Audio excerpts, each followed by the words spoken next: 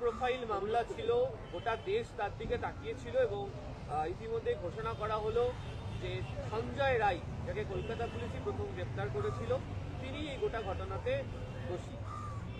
দেখুন, এখনো এই রায়দান প্রক্রিয়া এটা তো একটা পর্যায় হয়েছে দোষী সাব্যস্ত, এর পরবর্তী ধাপ অর্থাৎ শাস্তি ঘোষণা সেটা মাননীয় বিচারক পরের দিন করবেন। এই বিষয়ে এখনই সম্পূর্ণ উপসংহারমূলক কোনো মন্তব্য করার বিশেষ অবকাশ নেই, এটা আদালতের বিষয়। কিন্তু যেভাবে এই সঞ্জয় রায়কে ধর্ষণ এবং হত্যা আরজি করে মহামান্য আদালত দোষী সাব্যস্ত করলেন, তাতে এটা প্রমাণ হলো যে আরজি করে 24 ঘন্টার মধ্যে কলকাতা পুলিশ যাকে গ্রেফতার করেছিল সেই গ্রেফতারি একদম সঠিক ছিল এবং কলকাতা পুলিশের তদন্ত, গ্রেফতার, অনুসন্ধানের অভিমুখ একেবারে ঠিক ছিল। এবং পরবর্তীকালে যারা বলেছিলেন উই ওয়ান্ট সিবিআই চাই, তারপর দেখা গেছে যে সিবিআই তদন্তেও কলকাতা পুলিশের গ্রেফতারিটাই মান্যতা পেয়েছে। তা এখন কিছু লোক তখন যারা সিবিআই চাই বলছিলেন, এখন ইদানিং বলছেন সিবিআই তাদের পছন্দ হচ্ছে না। এরা রাজনৈতিক বিভ্রান্তি ছড়াচ্ছিলেন, একটা খারাপ ঘটনা। মুখ্যমন্ত্রী নিজে যেখানে কড়া ব্যবস্থার কথা বলেছেন, ফাঁসি চেয়েছেন, সমস্তভাবে পুলিশ সব রকমভাবে সর্বশক্তিতে তদন্ত করছিল, সেখানে সরকারকে মেলাইন করার জন্য রাজনৈতিক উদ্দেশ্য প্রণোদিতভাবে কিছু বাম, কিছু অতি বাম, কিছু অন্ধ তৃণমূল বিরোধী এবং কিছু একাংশের চিকিৎসক, তারা যেভাবে মানুষের আবেগকে বিভ্রান্তিকর পথে বিপথে চালিত করছিলেন, আজকের রায় প্রমাণিত হলো কলকাতা পুলিশের তদন্ত সঠিকভাবে সঠিক পথে ছিল।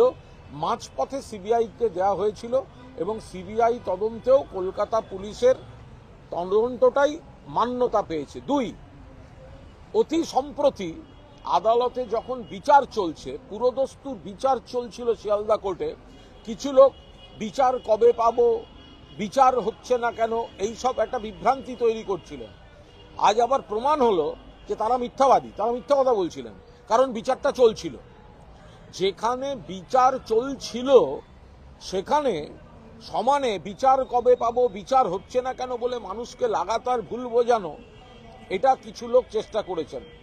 এবং 3, গত 2-3 দিন ধরে আরো কিছু প্রশ্ন আছে বলে সঞ্জয় রায়ের অপরাধটাকে ডায়ালুট করে দিয়ে নজরটা ঘোরানো হচ্ছিল। বাস্তব হচ্ছে শিয়ালদা কোর্টে যে বিচার চলছিল, সুপ্রিম কোর্ট কিন্তু কেসটা মনিটর করছিলেন।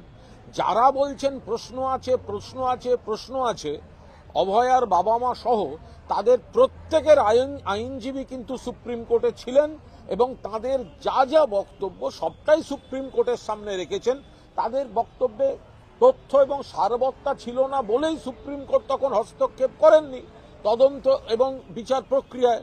সেই কারণেই এই বিচার প্রক্রিয়া শেষ হয়ে সঞ্জয় রায় দোষী সাব্যস্ত হয়েছে।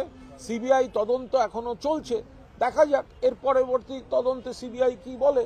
কিন্তু সঞ্জয় রায় যে ধর্ষক এবং খুনি এবং তাকে যে সঠিকভাবে কলকাতা পুলিশ গ্রেফতার করেছিল এবং তারপর যারা নানা বিভ্রান্তিকর গল্প ছড়িয়ে নিজেদের রাজনৈতিক, প্রফেশনাল, ব্যক্তিগত এজেন্ডাগুলোকে ফুলফিল করার চেষ্টা করছিল, সেই অপচেষ্টাগুলো কিন্তু মানুষের কাছে পরিষ্কার হয়ে গেছে।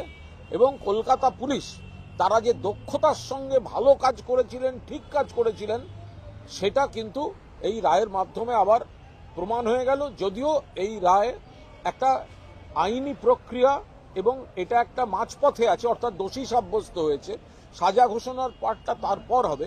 কিন্তু মুখ্যমন্ত্রী প্রথম দিন বলেছিলেন এই জঘন্য ঘটনায় মৃত্যুদণ্ড, ফাঁসি হওয়া উচিত এবং কলকাতা পুলিশও 24 ঘন্টার মধ্যে এই অ্যাকিউজকে গ্রেফতার করে এনেছিল এবং পরবর্তীকালে দেখা গেছে কলকাতা পুলিশের তদন্ত একদম সঠিক।